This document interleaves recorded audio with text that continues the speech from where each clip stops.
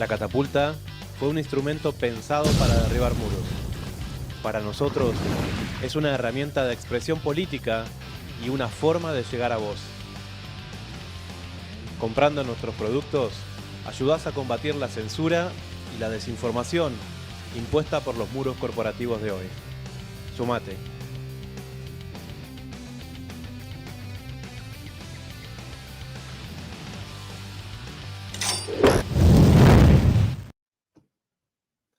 Hola, hola, con el gusto de saludarte nuevamente en estos vivos de Data Urgente, también para el canal Extra TV en la ciudad de Buenos Aires. Hemos tenido muchas consultas porque en el sistema Telecentro nos han sacado de los canales de noticias del frente y nos pasaron un poco hacia atrás. Estábamos en los primeros y ahora nos han pasado al canal 301. Si tenés el sistema Telecentro, ahí vas a encontrar Extra TV. En los demás sistemas como Movistar y Claro, en Claro, por ejemplo, estamos en el 23, si no me equivoco. Pero bueno, nos gusta mucho también que nos pregunten por los contenidos que se transmiten a través del sistema de televisión, del canal Extra, en el cual, bueno, es una manera también, igual que Catapulta, de estar cerca tuyo. Y en una jornada como esta, en donde se recuerdan los 24 años de ese atentado terrorista que cambió de alguna manera la fisonomía del mundo, la manera en que podemos percibir la realidad en Occidente, pero también en otras latitudes, siempre es bueno volver a reflexionar sobre lo que pasó ese 11 de septiembre en Nueva York, con esos impactos que de una manera, vamos a decir, de la que todavía nos hacemos muchas preguntas, generaron la caída de las Torres Gemelas, sobre lo cual vamos a estar hablando en este momento, y lo que eso generó como las consecuencias geopolíticas de ese atentado terrorista que marcó el inicio del siglo XXI a sangre y fuego. Para ayudarnos a dimensionar un poco toda esta realidad, hoy tenemos el tremendo gusto y honor de tener una vez más con nosotros aquí al gran escritor, analista e investigador Adrián Salvucci con nosotros. Adrián, ¿cómo estás? ¿Qué tal? Buenas noches, Sebastián. Muchísimas gracias por esta invitación. Bueno, realmente cuando va pasando el año y vamos encontrando algunas cosas nuevas, siempre volvemos a pensar, ¿no? En eso que pasó eh, hace ya 24 años y todos recordamos el momento en donde estábamos, ¿no? La manera en que nos fuimos acordando, ¿no? De esos momentos históricos. ¿Vos dónde estabas hace 24 años cuando fue el atentado en las Torres Gemelas? Estaba acá en Buenos Aires trabajando, pero sí me impactó porque lo hemos hablado contigo en algún momento. Yo me crié en la ciudad de Nueva York hasta los 17 años. Fui al colegio allá, no vivía en Manhattan, donde estaban las Torres Gemelas, sino en Queens, que es un sector. Y también, para colmo, en aquellos años hacía poco que había dejado de trabajar con una empresa grande, una multinacional que se llama Aon, y su oficina en Nueva York estaba en los pisos 96 al 105 de la Torre Sur, la que cayó primero, no la que tenía la antena, sino la que estaba al lado. De manera que sí, me impactó enormemente. Ningún amigo falleció, murió, pero había mucha gente conocida que sí, cayó junto con las torres. Yo también tengo mi foto en las terrazas de las Torres Gemelas a fines de los 90. Hace poco me la encontré tirada en un cajón y digo, bueno, pensar que todo esto ya no existe más. Pero de la información que teníamos en aquel momento, con un acceso al Internet mucho más restringido del que tenemos ahora para poder investigar de manera individual, ¿cuáles son tus reflexiones, Adrián? Hoy, viéndolos desde el 2025, ¿qué es lo que pasó ese día? Bueno, yo siempre mantuve en los últimos años, que uno va investigando estas cosas, que el 11 de septiembre del 2001, para darle una fecha, marcó el inicio de la Tercera Guerra Mundial. Una guerra que no es solamente o principalmente militar, como fueron la Primera y Segunda Guerra Mundial, que tuvieron grandes batallas, grandes estados luchando militarmente, sino que la Tercera Guerra Mundial es, por sobre todas las cosas, una gigantesca guerra psicológica con episodios militares terribles, de alta tecnología, etcétera, y también con mucha simbología. No es casualidad, Lo primero lo digo de paso porque veo que algunos de los comentarios lo mencionan. El 11 de septiembre de 1973, hace ya 52 años, fue el golpe que realizó el plan Kissinger contra Chile, Casa de la Moneda. Este dato sí es interesante. El 11 de septiembre, pero de 1941, se colocó la piedra fundamental del Pentágono, la sede Ministerio de Defensa de los Estados Unidos. Yo cuando pienso en esas perspectivas históricas también, a veces vuelvo a revisar este libro que cuando era estudiante me marcó mucho, que es Choque de Civilizaciones de Samuel Huntington. ¿Y por qué? Porque de alguna manera, vamos a pensar, a fin del siglo XX, con la caída de la Unión Soviética, Estados Unidos se queda sin enemigos.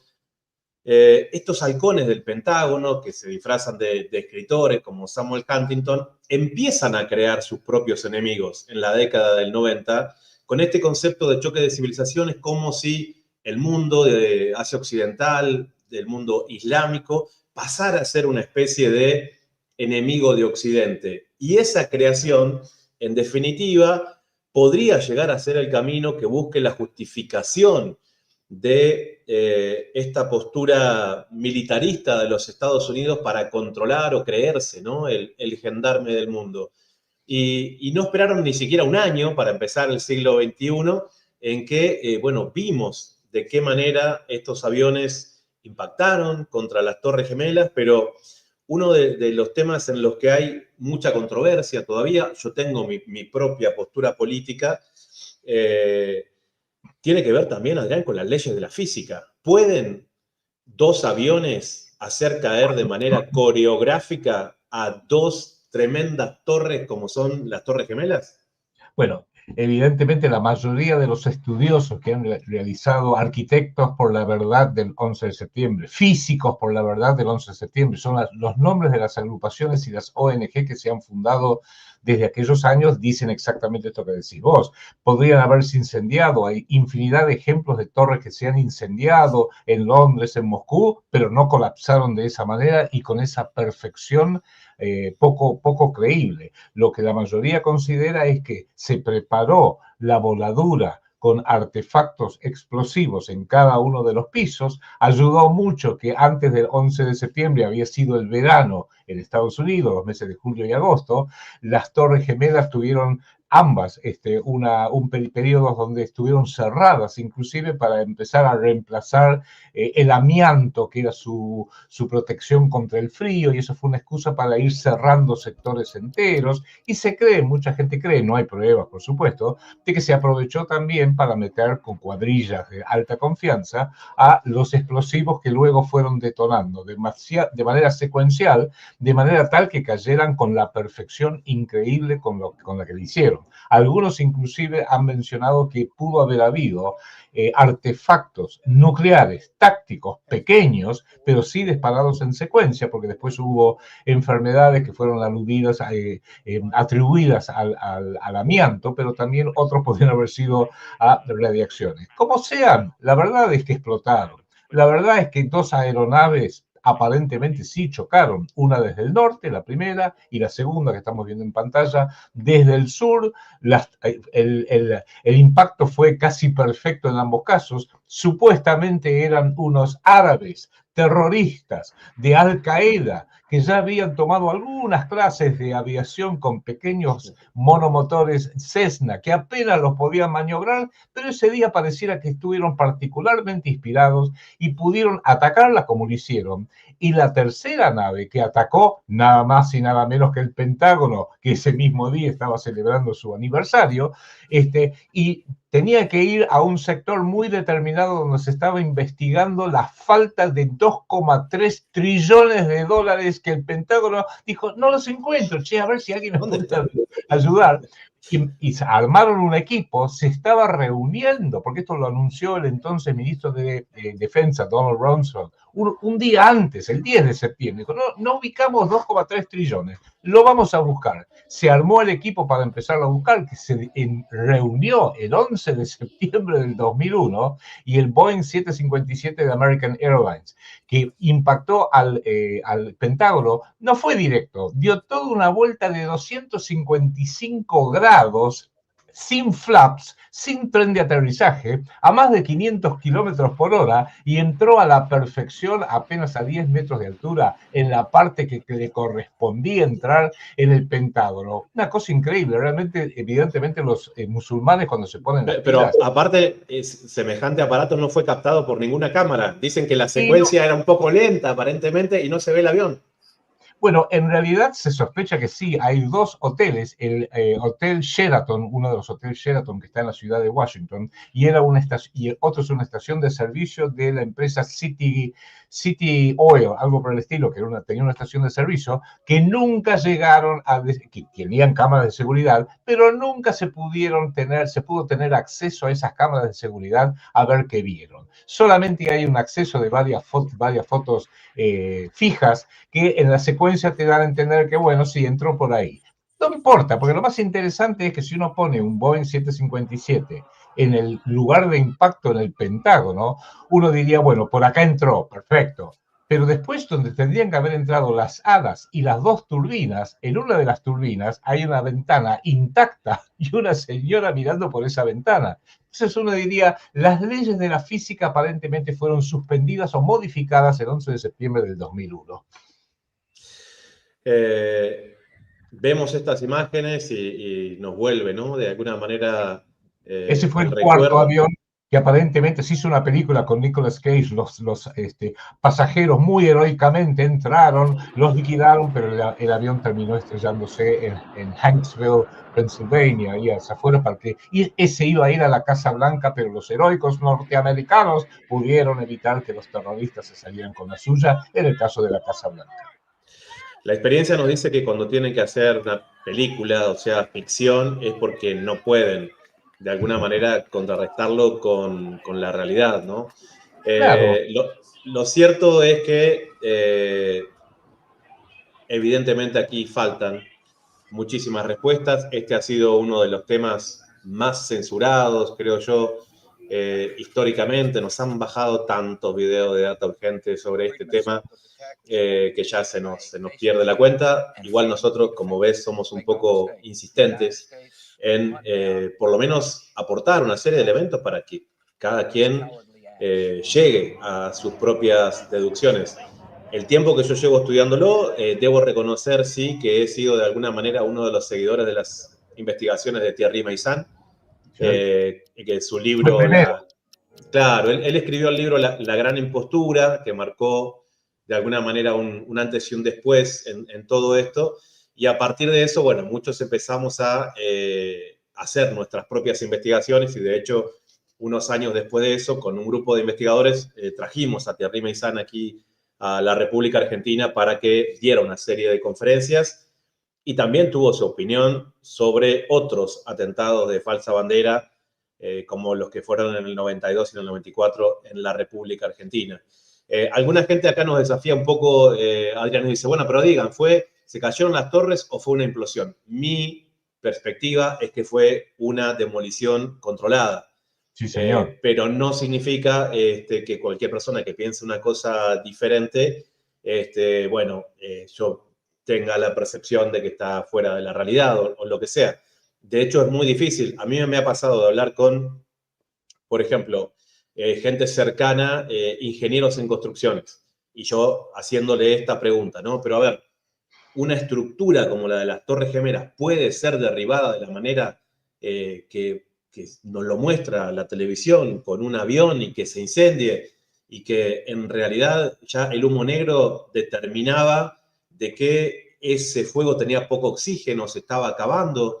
Como si eso no fuera suficiente, hubo sobrevivientes de los pisos de arriba. O sea, hubo gente que estuvo por arriba del impacto de estos supuestos aviones y que sobrevivió y bajó. O sea, pasaron por ese lugar donde se supone que era el infierno mismo.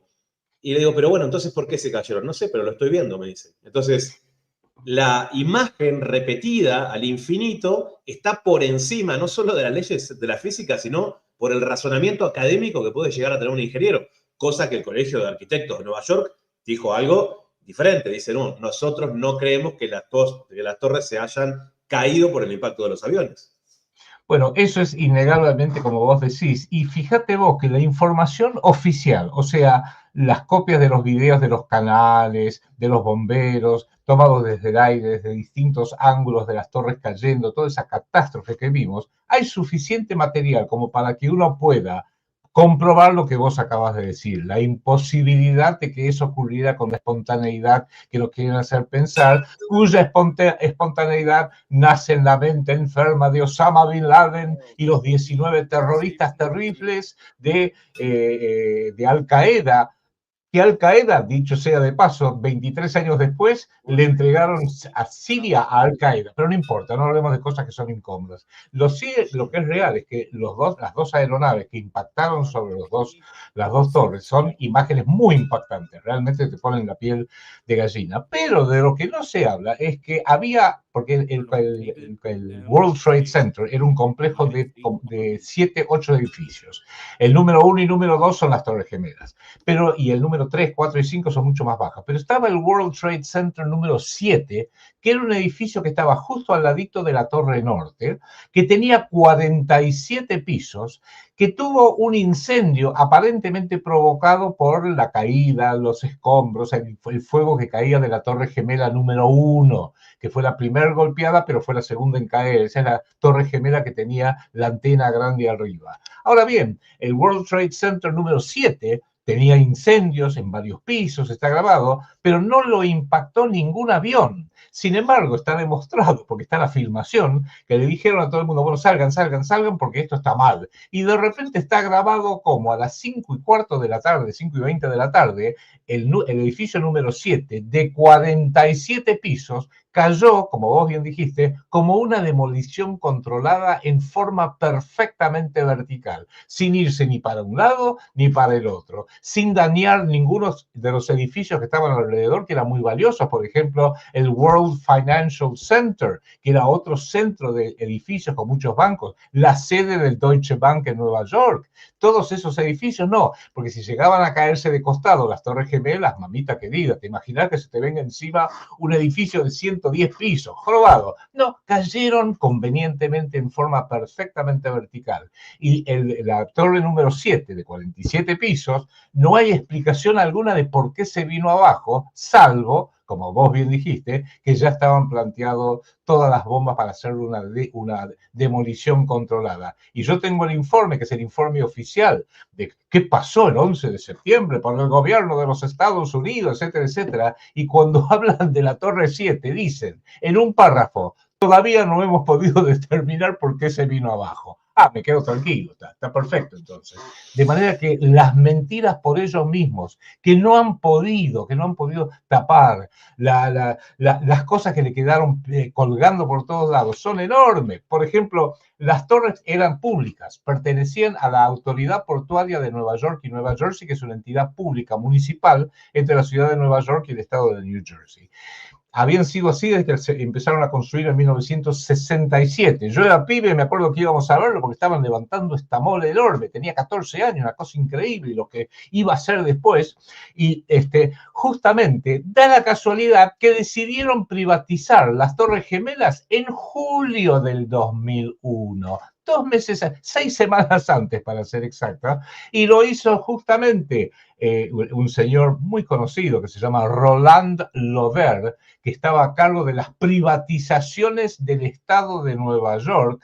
Roland Lauder luego sería el presidente del Congreso Mundial Judío, es uno de los principales miembros de lo que es esta estructura de poder, un multimillonario de las perfumerías Lauder, que estuvo aquí en Argentina, ni bien asumió Mauricio Macri en abril del 2016, ¿y qué dijo? Nosotros tenemos tremenda influencia. Y dijo esto en una forma amenazante. Y escuchen esto, porque esto es muy importante. No tenemos miedo de utilizarla. A la pelota. Y yo dije, qué bien dicho, porque describió muy bien la diferencia entre el poder público y privado. El poder público te puede ordenar, te dice, tenés que pagar impuestos, te mando a la guerra, mando a tus hijos a la guerra, hago lo que se me da la gana porque soy poder público en cualquier parte del mundo y mi poder es coercitivo. Pero el poder privado no es coercitivo. Y como bien nos explicó Roland Loder en Buenos Aires, delante de Macri y todos sus ministros, en el 2016, el poder privado que tiene tremenda influencia, dinero, medios,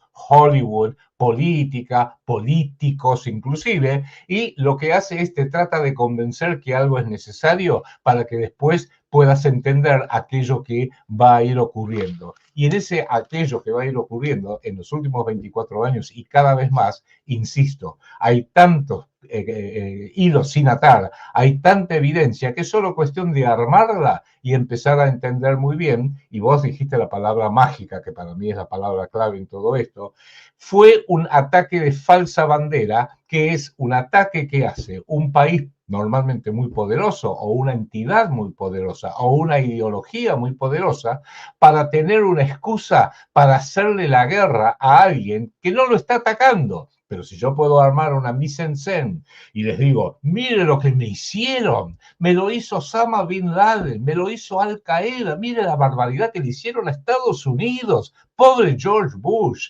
pobrecito, realmente, qué catástrofe lo que han hecho, me da de excusa para que al día siguiente haga exactamente lo que hizo Estados Unidos a partir del 12 de septiembre del 2001. Atacó a Afganistán, la destruyó, atacó luego unos meses después a Irak, y empezó el ataque generalizado de todo el mundo árabe, Libia incluida, Siria incluida, el Líbano incluido, Palestina ni hablar, e incluso, este es un dato que la gente no lo conoce mayormente, el secretario de Defensa era Donald Rumsfeld, el subsecretario se llamaba Paul Wolfowitz, y tenía dos colaboradores principales que se llamaban Douglas Faith y Richard Pearl.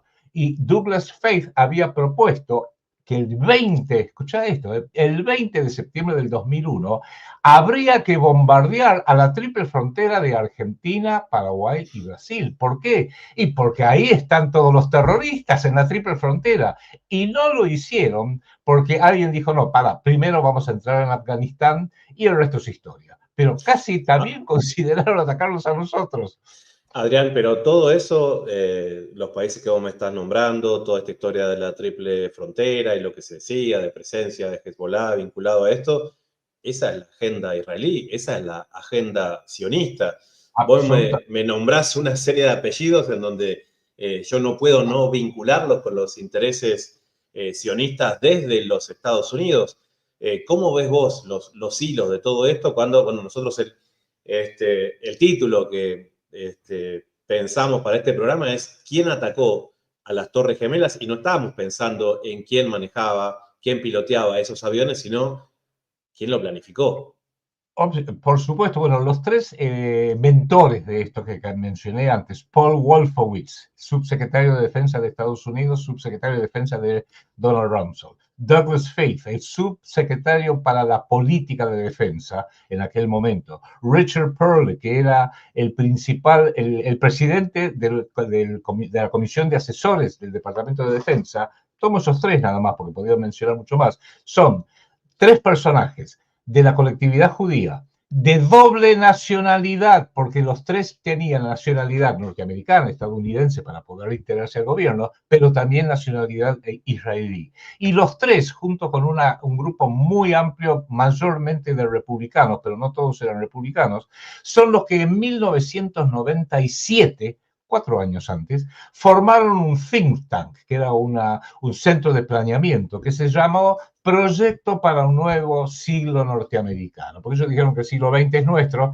entonces ya estaban diciendo, bueno, tenemos que asegurarnos que el siglo XXI también sea nuestro ante la historia del planeta, y se llamaba el Project for a New American Century. Lo fundaron, fue el núcleo. Pero es esto, en definitiva, es lo que ya planteaba a fines del siglo XX Samuel Huntington. Ya lo estaban popularizando Samuel Huntington, que después falleció, lo estaba popularizando Fukuyama, lo estaba popularizando ya desde hacía décadas Zbigniew Brzezinski, que fue uno de los principales Claro. geopolíticos, y ni hablar de Henry Kissinger, porque ahí estaban, digamos, los cerebros principales. ¿Y qué es lo que hace este think tank? Nace porque un año antes, 1996, estos tres señores que acabo de mencionar, Wolfowitz, Faith y Perle, habían escrito un libro muy interesante que se llamaba Asegurando al Reino. Y uno diría, uy, qué bien, ¿qué reino? El reino de Israel.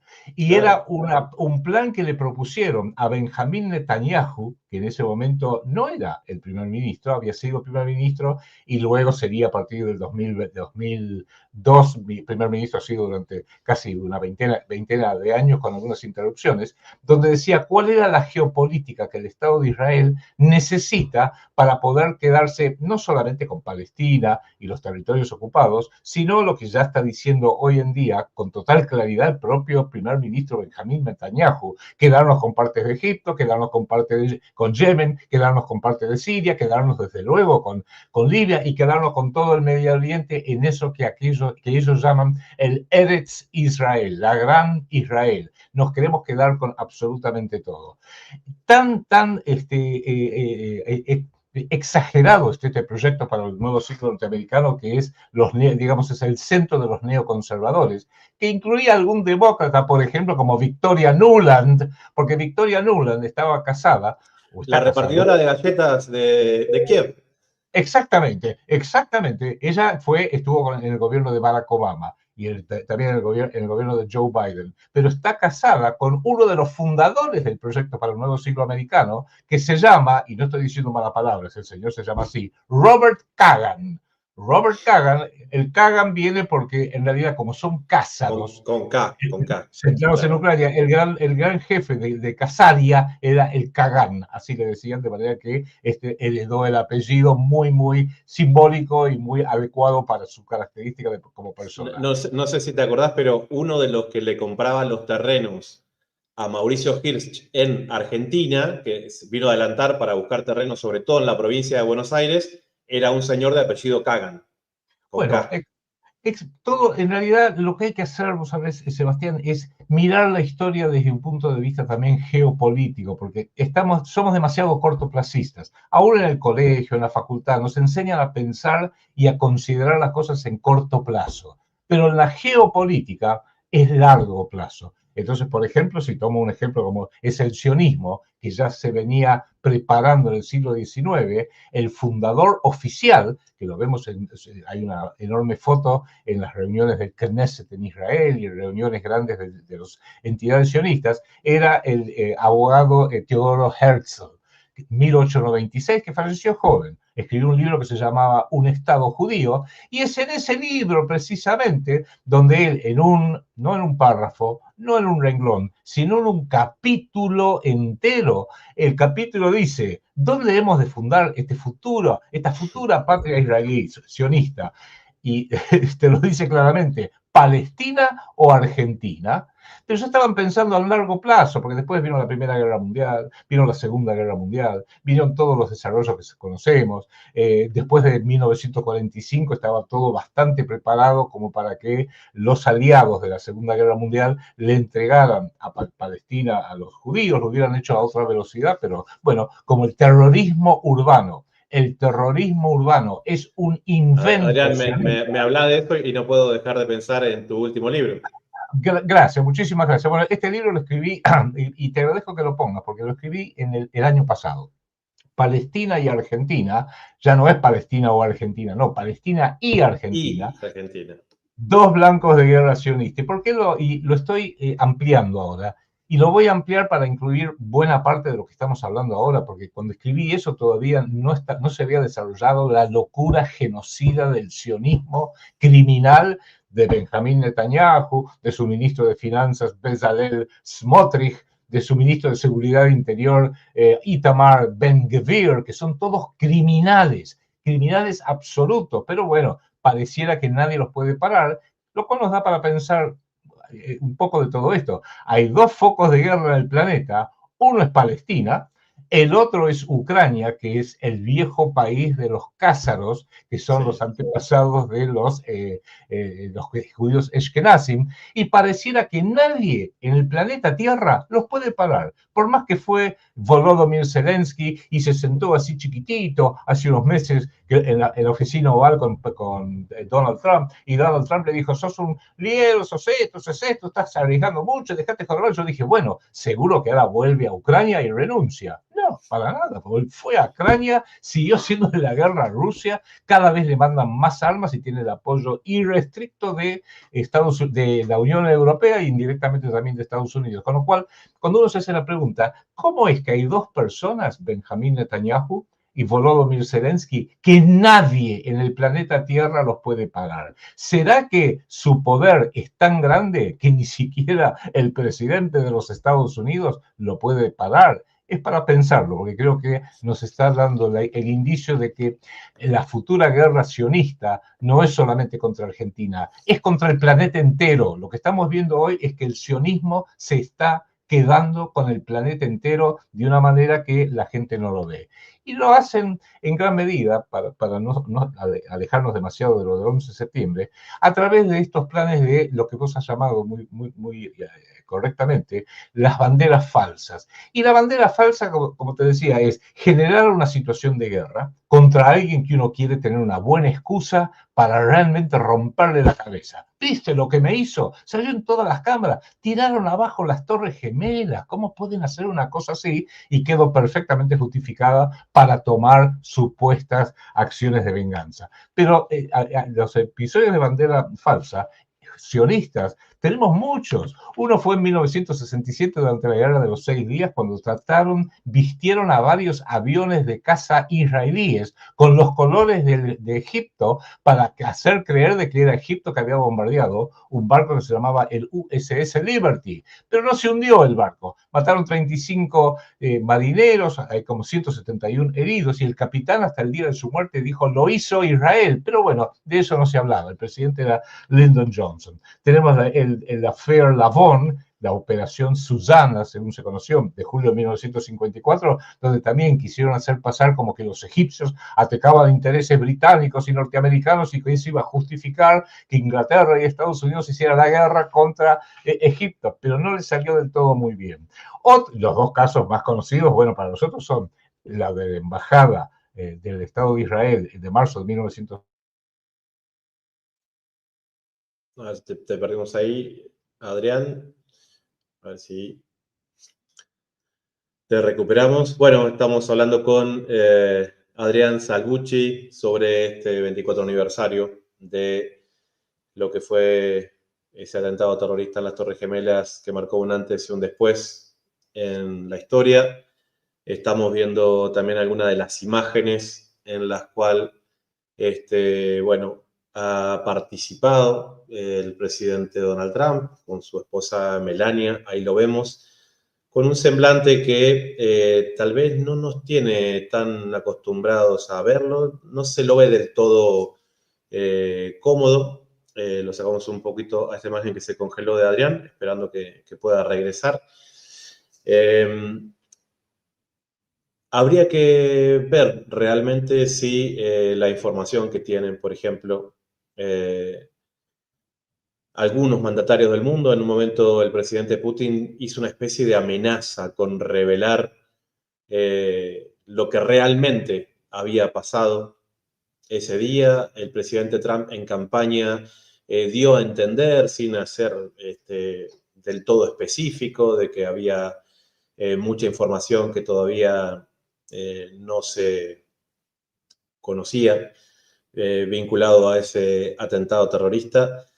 Pero lo que sí pasó este año, y me parece interesante dimensionarlo, es que a partir de ese momento, esta serie de países que fueron amenazados, invadidos y atacados por parte del gobierno de los Estados Unidos bajo la excusa de combatir el terrorismo, lo cual es abiertamente una agenda sionista. Recordemos, en Irak prácticamente 1 millón de muertos, ¿sí? Se hace fácil decirlo, pero Ellos trabajaron también por la censura mediática de todo eso. Recordamos el asesinato del periodista español José Couso cuando entraban los tanques a la ciudad de Bagdad. Ellos estaban grabando desde el balcón de su hotel. Ven que los tanques estadounidenses levantan la mira del cañón, pero nunca pensaron que realmente les iban a tirar.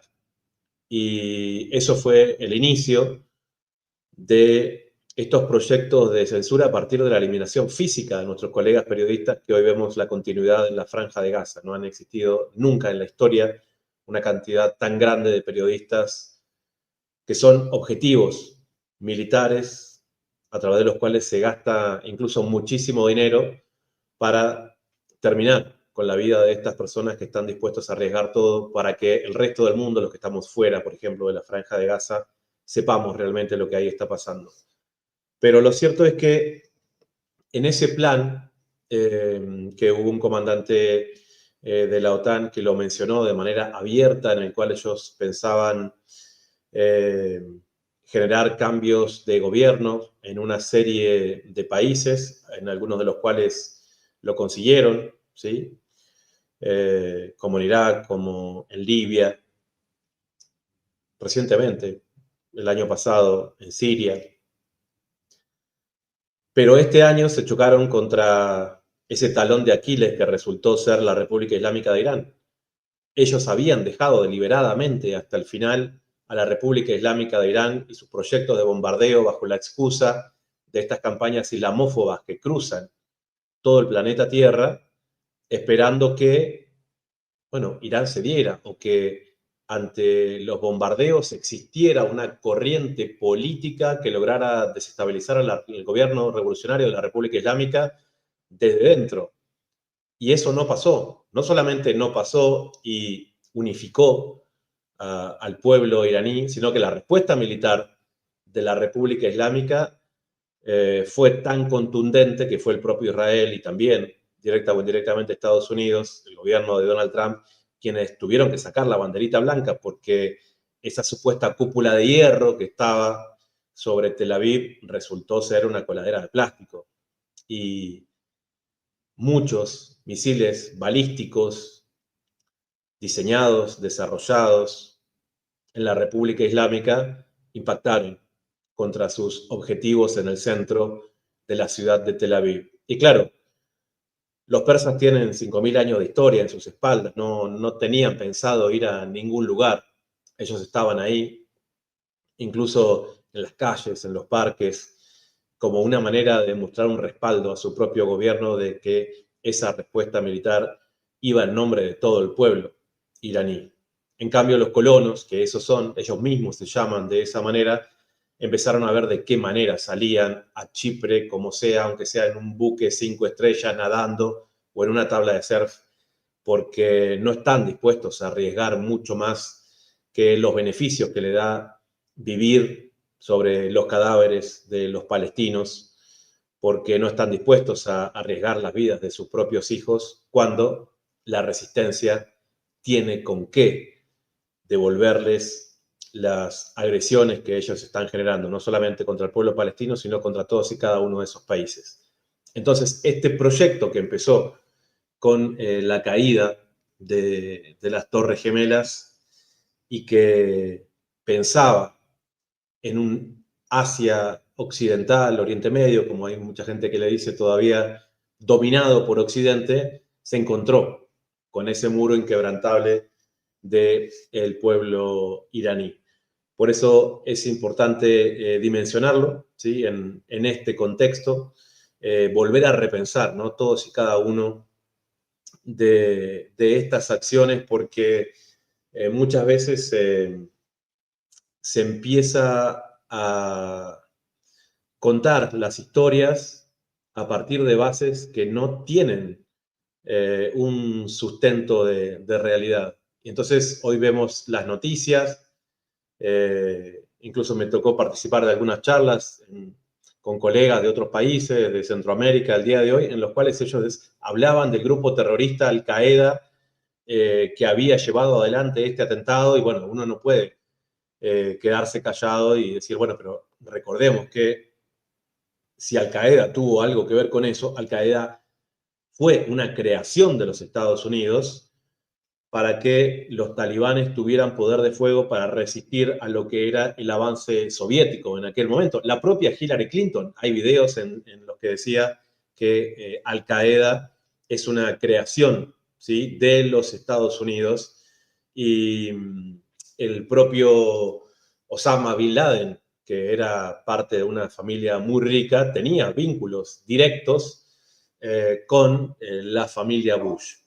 Existen muchas cosas para seguir analizando, ¿sí?, en este contexto, y algunas de ellas también son parte de las expresiones de cultura, que a veces son un buen canal, ¿sí?, para poder contar algunas cosas que a través del periodismo tal vez nos llevan mucho más tiempo, pero que en una canción que este grupo, creo que es el nombre del grupo, que se llama Mero, hizo sobre cuando se cumplían 10 años del ataque terrorista a las Torres Gemelas.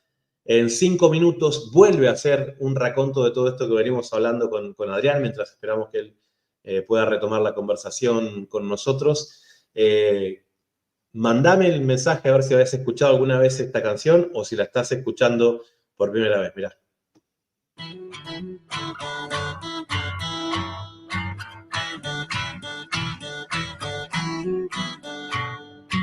Junio 2001, William Cooper advertía que algo gordo se venía, que a Bin Laden culparían, pero el líder no sería responsable del ataque de bandera falsa armada que muy pronto ocurriría. Billy pudo percatarse que ni el FBI lo hallaba y de repente CNN publicaba con su cara una entrevista muy osada realizada en su escondite para amenazar al norte en un recado cero creíble, pero no lo contó la TV. 11 de septiembre, 2 aviones comerciales eludieron los radares, arrasando 3.000 almas. La seguridad más grande del planeta fue burlada por un grupo de rebeldes con navajas talibanes. Nunca había ocurrido antes que colapse un edificio y se derrita en caída libre, cual si viese un precipicio. Claramente cada torre fue un derrumbe controlado. Se llama nanotermita el componente utilizado, pero no contó la TV.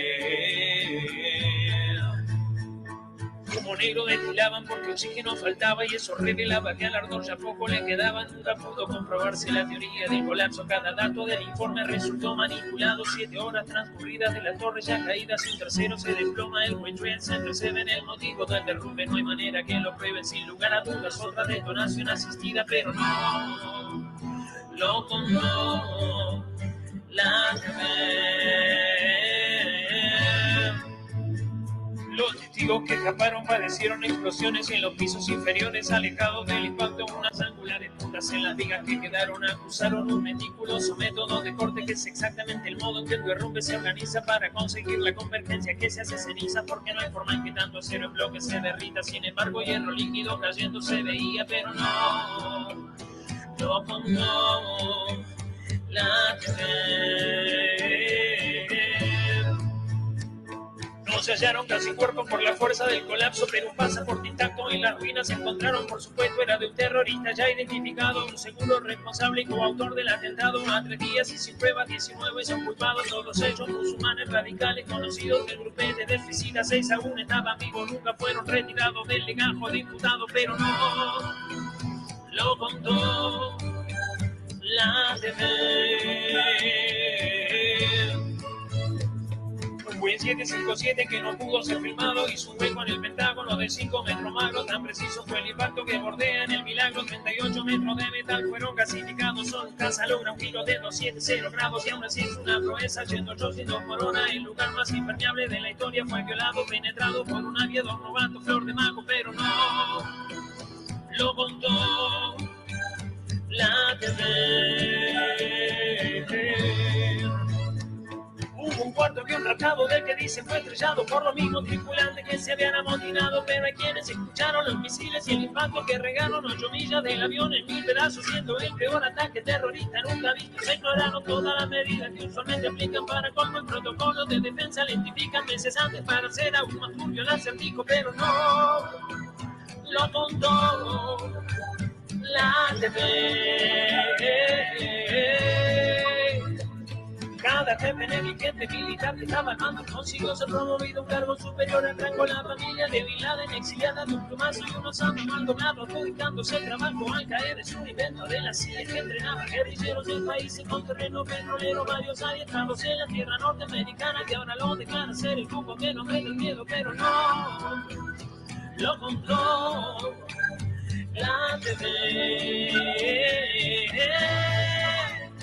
Steve Cheney, con la estratega de Estados Unidos, reveló que Samuel Domingo ya estaba fallecido por un serio problema renal que incluso ya durante la administración de Clinton lo tenía agonizante. Todo el terrorismo que la prensa publicita fue que estaba en la gobernación de Carter y de Bush, y también lo utilizado Obama con el mismo fin, limitar la libertad de los derechos en Madrid, pero no lo contó la TV. Es tan obvio que debajo de la ruina que dejaron hay más mierda que la que jamás hemos imaginado. No sabemos quién gobierna este mundo en el que estamos, ni por qué clase de seres hemos sido dominados. Somos un rebaño de ignorantes muy bien orientados a matar por cada cosa del planeta que habitamos. Tristemente lo aceptamos sin siquiera cuestionarlo, porque estamos del comienzo totalmente programados, pero no lo dirá la TV. Porque no lo contó la TV. No lo contó la TV. Pero no lo contó la TV.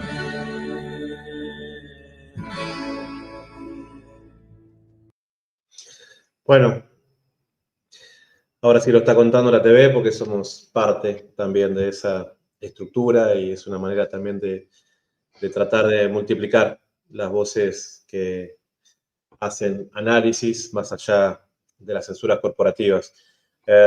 Adrián, bueno, a través del arte, ¿no? Escuchar esta canción que en 5 minutos, y ya tiene varios años esta canción, por eso el video se ve también así como algo muy rústico en los efectos que usan y demás, pero que sin embargo sintetiza algo que no han logrado desmentir ni encajonarlo en esas, vamos a decir, manera de ponerlo en el lugar de las teorías conspiranoicas, ¿no? Evidentemente, no son muchos los comunicadores que se atreven a decir que esto fue una demolición controlada, pero al mismo tiempo uno no encuentra mucha gente ya que pueda justificar lo que Estados Unidos hizo en Asia Occidental a partir de lo que pasó en las Torres Gemelas. Sí, innegablemente te pido disculpas que tuve un problema acá de corte de luz, por eso se interrumpió un poco lo que estaba comentando antes, pero aprovechando el poco tiempo que sé que nos queda, esto es un caso típico de guerra psicológica. Por eso decía antes al principio que la Tercera Guerra Mundial es por sobre todo una guerra psicológica. Y la guerra psicológica es urdida por los planificadores, oficialmente por los grandes medios de izquierda y de derecha, el New York Times y The Economist, Clarín y todos los diarios que repiten las cosas acá en cada uno de los países, pero innegablemente tiene todas las características de un gigantesco engaño y sirvió de justificación para destruir prácticamente buena parte del mundo musulmán. En este preciso instante, el principal actor, que sigue siendo Benjamín Netanyahu, acaba de atacar a Qatar. El mismo día de las Torres Gemelas, le preguntaron al entonces político, pues era jefe de la oposición, pero no estaba en el ministerio de Israel, ¿qué le parece, señor Netanyahu, este terrible ataque?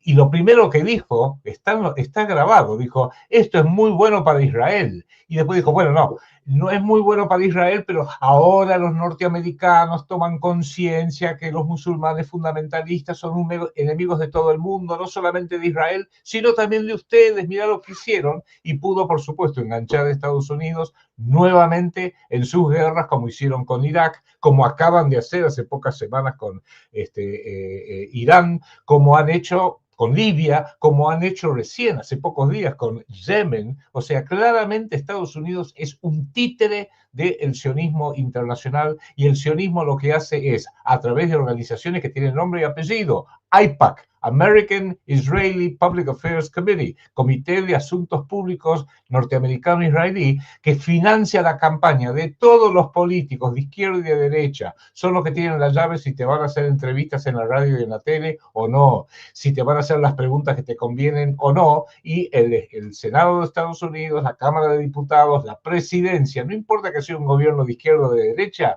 de republicano o demócrata, siempre están a favor de Israel, tienen como principal meta siempre ayudar a Israel. Y en esto de la guerra psicológica, no olvidemos que, como dijo un divulgador judío que se llamaba Ostrovsky, que escribió un libro sobre el Mossad, que es el servicio secreto israelí, entre otras cosas dice que el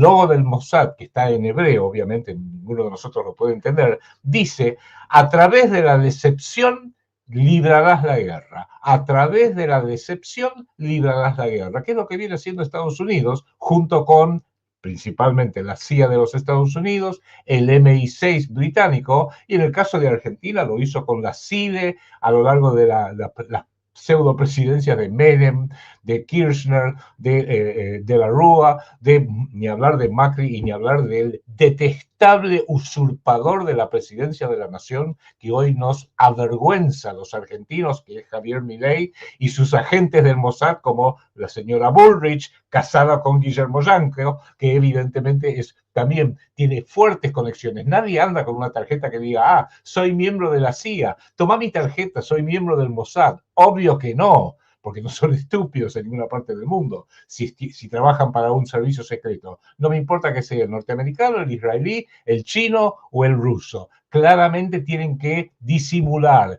tienen que hacer decepción. Y lo del 11 de septiembre fue un ejemplo magnífico, quizás el principal en toda la historia de la humanidad, de una gigantesca decepción. Uno de los episodios más conocidos se llama The Dancing Israelis, los israelíes bailarines. ¿Cómo? Sí, parece que había una señora cruzando el río Hudson en New Jersey que llamó a la policía y dijo: mire, quiero avisar que de acá, de donde yo vivo, estoy viendo un edificio que hay un grupo de jóvenes que están bailando con una alegría enorme y grabando todo lo que acaba de pasar con las Torres Gemelas. La policía fue, investigó, estaban con un camión, una van tipo Traffic, los arrestaron, los tuvieron arrestados durante cierto tiempo, los deportaron a Israel, y en Israel hicieron un programa de televisión, se llamaban Sidan Kurzberg, Paul Kurzberg, Yaron Shmuel, Oded Elner y Omer Marmadi,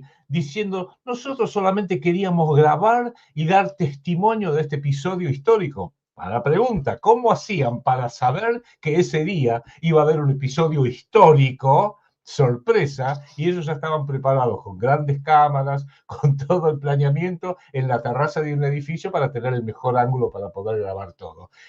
Se ríen de uno, porque en definitiva hoy lo que hay que entender es que a través del engaño, lamentablemente, y especialmente el dinero, el sionismo, no la religión judía, el sionismo maneja el planeta. Y guarda que hay muchos miembros de la colectividad judía en Argentina, en la propia Israel, en Estados Unidos, en Europa, que no están de acuerdo con esto, pero ya ha quedado totalmente copado e intervenido, por así decirlo, y controlado por la extrema derecha violenta, absolutamente agresiva y homicida y genocida, porque esa es la palabra justa, que matan a decenas de miles de personas y les interesa tres pepinos. Entendámoslo, porque esto, para mí, el próximo candidato, el próximo blanco de la guerra sionista es la República Argentina, porque así lo declaró el propio fundador, Teodoro Herzl, hace 135 años.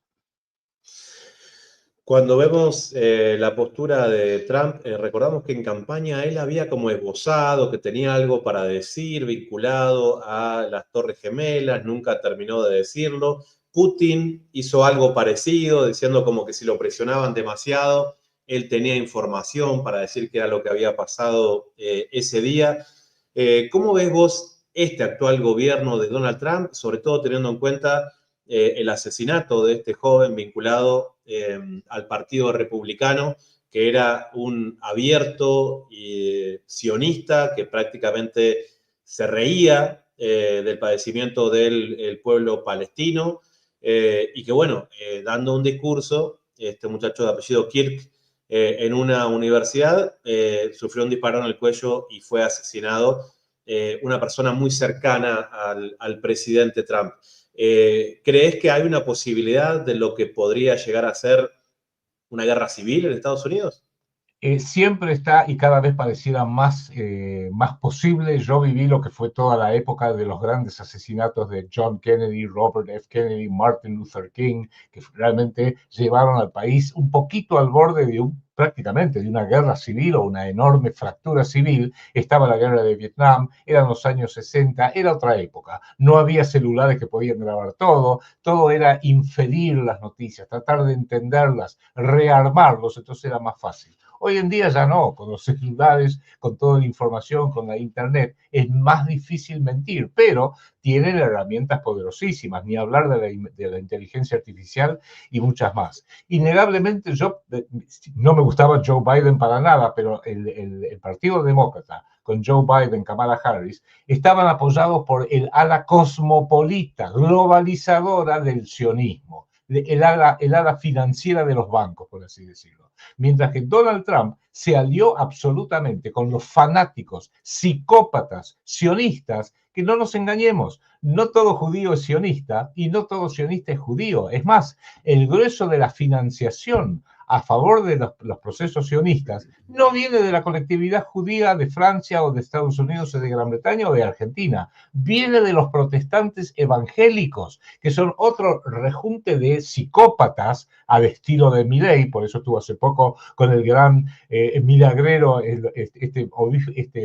protestante Ledesma, que dijo, abrí la billetera y tenía 10.000 pesos, y después la abrí de nuevo y veían $10.000, milagro de Dios. Ahora no crees en los milagros, Adrián. ¿Sí? No, pesos, abre la caja fuerte y salen dólares. Increíble. Por favor, quiero que me dé uno de esos videos. Son increíbles, se ríen. Yo creo que a veces lo hacen. Cada tanto tienen que hacer algo así para probar a ver, y perdóname que lo diga en francés, cuán pelotuda es la gente. Porque tienen que decir algo que vos decís, pero ¿quién puede creerse eso? Pero saben que la mayoría lo va a creer. Como cuando Bin Laden dijo, ubicamos donde estaba, como cuando Barack Obama dijo, ubicamos donde estaba Osama Bin Laden, en Pakistán, lo fuimos a buscar, lo atacamos por sorpresa, lo matamos, lo agarramos, lo llevamos en un helicóptero negro, pero olvidaron cerrar la puerta y se nos cayó el cadáver. Sí, qué lástima. Nadie cerró la puerta. Nos toman de estúpidos porque la vasta mayoría, con los celebrities, con Netflix, con Hollywood, realmente han idiotizado la inteligencia de la gente. Este joven, Kirk, es absoluto sionista mientras vivía, un aliado total de Donald Trump. Donald Trump es repugnantemente sionista. Donald Trump, Bolsonaro, Javier Milei son repugnantemente sionistas. Es una cosa que están subordinadas, son chupamedias, por no decir algo peor, chupamedias absolutos de Benjamín Netanyahu. Y hoy Benjamín Netanyahu es la figura más poderosa del planeta. Insisto, nadie lo puede sacar a él del poder, que es de la colectividad judía, como nadie lo puede sacar a Zelensky, que en un país que tiene 99% de cristianos ortodoxos, de repente deciden poner a un miembro de la colectividad judía como presidente y nadie lo puede sacar, por más que su presidencia terminó el 20 de mayo del 2022. Ahí terminó su presencia, pero como está en guerra, él no se va y nadie le dice nada, que se quede ahí, está todo perfecto. Lo mismo con Milei, un país que somos nosotros 99% cristianos, católicos mayormente, protestantes, etcétera, de repente por milagro del dios Elstein, del dios Vertein, del dios Galperín, tenemos un presidente judío que es un absoluto psicópata, un enfermo mental total, y uno dice, bueno, pero la democracia es así. No, la democracia no es así. Los pueblos tienen que abrir los ojos, despertar y empezar a identificar al verdadero enemigo, y no simplifiquemos.